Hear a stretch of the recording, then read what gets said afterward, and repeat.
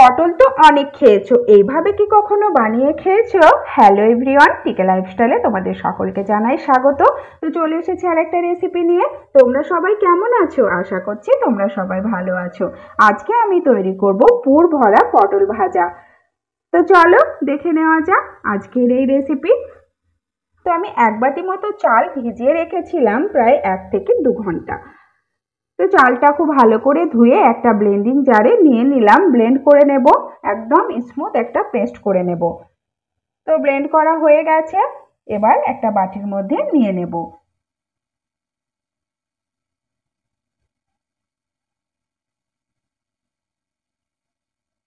তো বাটির মধ্যে নিয়ে নিয়েছি, এবার এর মধ্যে দিয়ে দিচ্ছি 1/2 চামচ লবণ, 1/2 চামচ হলুদ গুঁড়ো, আর 1/2 চামচ জিরে গুঁড়ো, আর 1/2 চামচ লঙ্কা গুঁড়ো।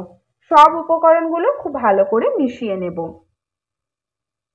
তো প্রথমেই আমি ব্যাটারটা রেডি করে নিলাম। তো ব্যাটারটা একদম রেডি, এটা এবার সাইডে রেখে দেব। তো চলো এবার পটলগুলো কেটে নিই। তো আমি 6টা পটল নিয়েছি, পটলের ওপরের চামড়াটা ঘষে তুলে নিয়েছি আর সাইডগুলো কেটে ফেলে দিয়েছি। এবার এভাবে দুটো ভাগ করে নিচ্ছি। তো সব পটলগুলো কেটে নিলাম, এর ভেতরের বীজগুলো বের করে নেব। তো প্রত্যেকটা পটলের ভেতরের বীজগুলো বের করে নিলাম।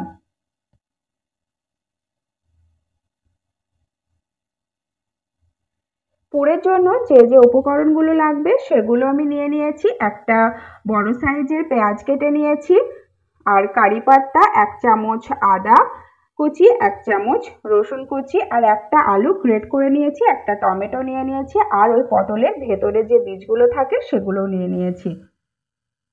আগে থেকে পানিটা ফোটাতে দিয়েছিলাম, পটলগুলো একটু সেদ্ধ করে নেব, মানে ওই 2 থেকে 3 মিনিট মতো আমি ফুটিয়ে নিয়েছিলাম। দিয়ে দিলাম 1/2 চামচ লবণ। এবার সব পটলগুলো দিয়ে ঢাকা দিয়ে দেব, দিয়ে 2 থেকে 3 মিনিট মতো ফুটিয়ে নেব।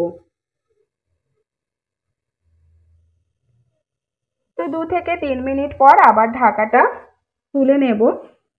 পটলগুলো কিন্তু খুব ভালোভাবে সেদ্ধ হয়ে গেছে, এভাবে সেদ্ধ করে নিলে এটা খেতে কিন্তু আরো বেশি ভালো লাগবে। তো বন্ধ করে দিলাম, পটলটা ঠান্ডা করতে দেব। তো ততক্ষণে পুরটা ভেজে নিই। প্যান বসিয়ে দিয়েছি, প্যানের মধ্যে দিয়ে দিলাম 3 চামচ মতো রিফাইন্ড অয়েল। সবার প্রথমে দিয়ে দেব কারি পাতা। কারি পাতাটা দেওয়ার পর এবার পেঁয়াজ কুচিটা দিয়ে দিলাম। তো পেঁয়াজ কুচিটা দিয়ে একটু ভালো করে ভেজে নিচ্ছি। পেঁয়াজটা যাতে একটু তাড়াতাড়ি সেদ্ধ হয়ে যায় সেজন্য 1/2 চামচ লবণ দিয়ে দিলাম। তো লবণটা দিয়ে আরেকবার খুব ভালো করে মিশিয়ে নেব।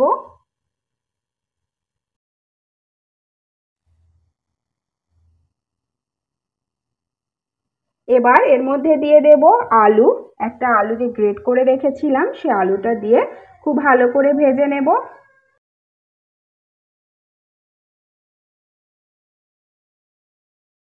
তো আলুটা খুব ভালোভাবে ভাজা হয়ে গেছে, এবার দিয়ে দেব পটলের বীজগুলো, আর দিয়ে দেব আদা আর রসুন। 1 চামচ আদা, 1 চামচ রসুন কুচি দিয়ে দিলাম, দিয়ে খুব ভালো করে ভেজে নেব।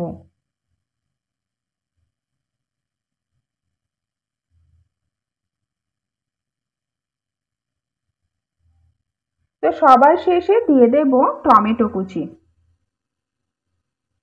টমেটো কুচিটা দিয়ে আরো কিছুক্ষণ ভেজে নেব। তো ভাজা হয়ে গেছে, এবার দিয়ে দিচ্ছি 1/2 চামচ হলুদ গুঁড়ো, 1/2 চামচ ধনে গুঁড়ো, আর জিরে গুঁড়ো, দিয়ে খুব ভালো করে মিশিয়ে নেব।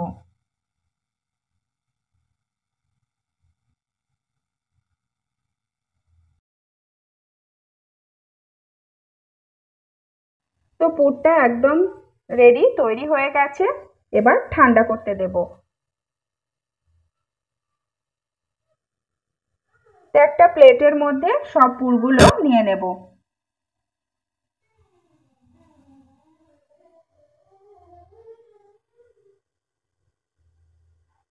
পটলগুলোও কিন্তু ঠান্ডা হয়ে গেছে।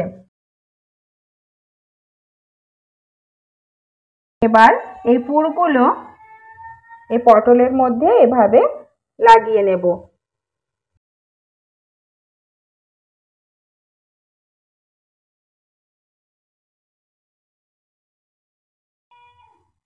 তো সব পটলের মধ্যেই পুরগুলো লাগিয়ে নিচ্ছি। তো এভাবে পুরগুলো লাগাতে কিন্তু খুব একটা সময় লাগবে না।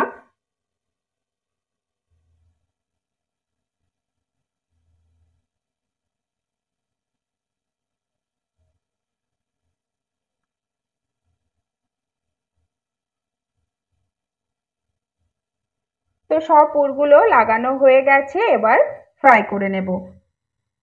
একটা কড়াই বসিয়ে দিয়েছি, কড়াইয়ের মধ্যে দিয়ে দিলাম রিফাইন্ড অয়েল। তেলটা কিন্তু খুব ভালো করে গরম করে নিতে হবে, একদম হাই ফ্লেমে। এবার একটা পটল এভাবে ব্যাটারের মধ্যে ডুবিয়ে নেব, মানে খুব ভালো করে ব্যাটার লাগিয়ে নেব, নিয়ে তেলে ছেড়ে দেব। ব্যাটারটা কিন্তু একটু ঘন রাখবে, ঘন রাখলে কিন্তু এটা খুব ভালোভাবে লাগানো হবে। গ্যাসের ফ্লেমটা একদম লো করে দিয়েছি, লো ফ্লেমে কিন্তু ভেজে নেব।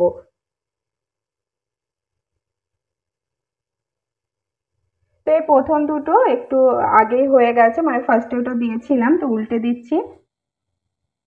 তো আরেকটাও দিয়ে দেব। এই পুরভরা পটল ভাজাটা খেতে কিন্তু দারুণই সুস্বাদু হয়েছিল।